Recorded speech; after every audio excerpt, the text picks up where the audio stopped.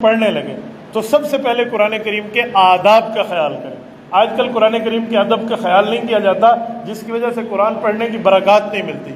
آداب میں سب سے پہلے یہ کہ بندہ پاک ہونا چاہیے۔ پاک کا مطلب بڑی پلیتی سے بھی پاک، چھوٹی پلیتی سے بھی پاک، یعنی بندے کو باوضو ہونا چاہیے۔ باوضو ہوئے بغیر اگر کوئی قرآن پڑھنا چاہتا ہے تو زبان سے تو پڑھ سکتا ہے، وضو نہیں ہے زبان سے کوئی آیت چاہے تو پڑھ سکتا ہے، لیکن جب قرآن کریم کو چھوئے گا، قرآن کریم کو ٹچ کرے گا، قرآن کریم کو ہاتھ لگائے گا، تب بھی اس کے لیے وضو ہونا ضروری ہے۔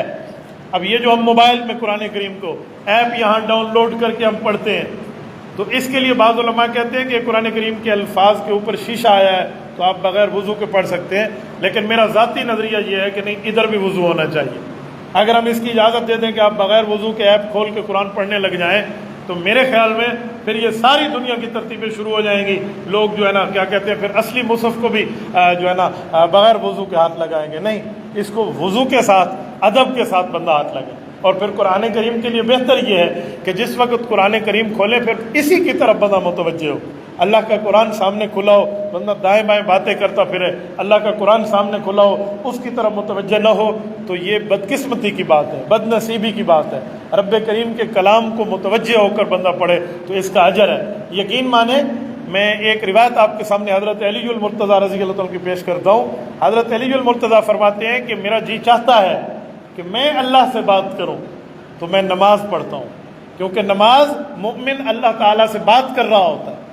اور فرماتے جب میرا جی چاہتا ہے کہ میرا اللہ مجھ سے ہم کلام ہو تو پھر میں قرآن کریم پڑھنا شروع کر دیتا ہوں، کیونکہ جب قرآن کریم پڑھا جاتا ہے تو اللہ اپنے مومن بندے سے ہم کلام ہوتا ہے۔ تو میرے دوستو، یہ چھوٹی چھوٹی چیزیں ہوتی ہیں جس کو بندہ غور سے اور سمجھ کے پڑھے، ورنہ بعض اوقات ایک چیز ہوتی ہے انسان اس کو اگنور کر دیتا ہے، نظر انداز کر دیتا ہے، لیکن اس میں بڑی محنت اور بڑی اجر کا کام ہوتا ہے۔ مثلا کہتے ہیں کل قیامت میں اللہ تعالیٰ ایک شخص کو بلائیں گے جس کو اللہ تعالیٰ نے وقت کی بھی نعمت دی ہوگی، مال کی بھی نعمت دی ہوگی، اور اس سے پوچھیں گے کہ میرے بندے مجھے بھوک لگی تھی، تو نے مجھے کھانا نہیں کھلایا۔ تو وہ بندہ اللہ تعالیٰ کی طرف دیکھ کے عرض کرے گا کہ آپ تو رب العالمین ہیں، آپ کو کیا کھانے کی ضرورت ہے، آپ کے کھانے کا کیا مطلب؟ تو رب فرمائیں گے میرا فلاں بندہ بھوکا تھا اور تو اسے کھانا کھلا سکتا تھا، تو نے نہیں کھلایا، اگر تو اسے کھلا دیتا تو مجھے بھی اس کے پاس پاتا۔ ایسے حدیث پاک میں اگلے لفظ میں نبی پاک صلی اللہ علیہ وسلم نے فرمایا، اللہ تعالیٰ کسی بندے کو کل قیامت میں بلا کر فرمائیں گے کہ میں بیمار تھا، تو نے میری تیمارداری نہیں کی، عیادت نہیں کی، بیمار پرسی نہیں کی۔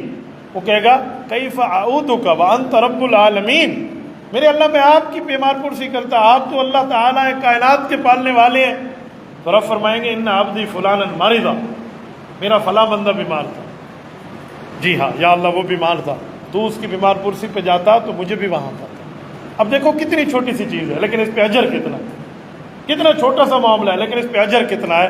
تو بعض نیکیاں ایسی ہوتی ہیں، بعض اچھائیاں ایسی ہوتی ہیں، بعض معاملات ایسے ہوتے ہیں جس کو ہم اپنی طرف سے چھوٹا سمجھ لیتے ہیں، اور جب ہم اس کو اپنی طرف سے چھوٹا سمجھ لیں تو پھر وہ اللہ کی نظر میں تو چھوٹا نہیں ہے نا، اللہ کی نظر میں تو معاملہ نہیں ہے۔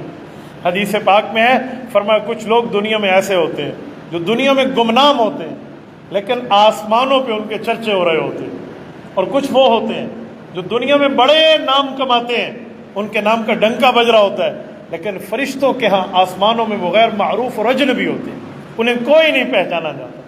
اسی طرح فرمایا گیا کہ جو آدمی خوشی میں بھی اللہ سے دعا کرتا ہے، غمی میں بھی اللہ سے دعا کرتا ہے، غمی میں بھی نہیں چھوڑتا دعا مانگنا، خوشی میں بھی نہیں چھوڑتا، تو فرشتے اس کی سفارش کرتے ہیں جب وہ تکلیف میں دعا کرتا ہے۔ فرشتے کہتے ہیں اللہ ہم اس آواز کو جانتے ہیں، ہماری جان پہچان ہے، ہر وقت آپ سے بات کرنے والا ہے، وہ سفارش کر دیتے ہیں۔ اور فرمایا جو بندہ صرف غمی میں اللہ کو یاد کرتا ہے، خوشی میں رب کو بھول جاتا ہے، تو فرشتے اس کے لیے کمنٹس پاس کرتے ہیں کہ اللہ ہم اسے نہیں جانتے، یہ غیر مانوس آواز ہے، ہمارا اس سے کوئی لینا دینا نہیں ہے، تو مجھے بتائیں وہاں کیا اثر ہوگا ہماری دعا کا۔